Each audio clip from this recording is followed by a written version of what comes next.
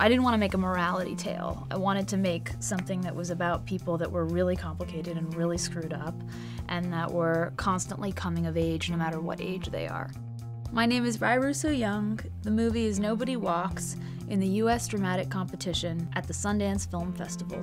Nobody Walks is a drama about a young artist who comes to stay in the pool house of a Los Angeles family and affects the lives of each family member.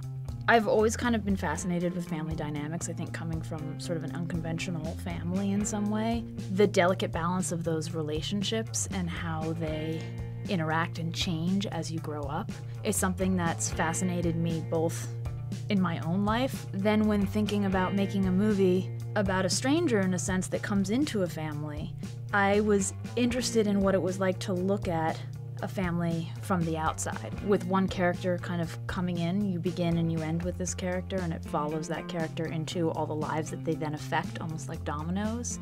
And so there's like a transference to different characters.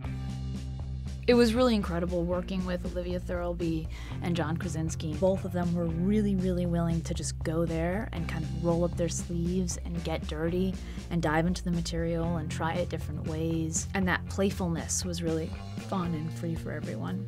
Because we had a script all mapped out in advance and it was a more formal process in terms of making this movie, anticipating every single shot and what references were we using and who were we appropriating and how did I want it to look and all of those elements. It's such a fine line and balance to then be on set and to not be too planned and to not necessarily say, okay, this is exactly how we're doing it, and to allow like the actors and what the life of the environment to come alive and to really respond to that. If all of a sudden there's this amazing shadow that's creeping across the floor and you'd planned to shoot it over there, you know, it's like this kind of planning and then flexibility and be like, well, maybe we can move the scene so it's like around the shadow somehow and we can react to that naturalism in life. Or, you know, if somebody's arm hurts, like how does that affect the scene, or whatever it is. That balance between spontaneity and tons of organized planning and having thought about the movie for years and seeing it in your head. It feels like that is one of the ultimate kind of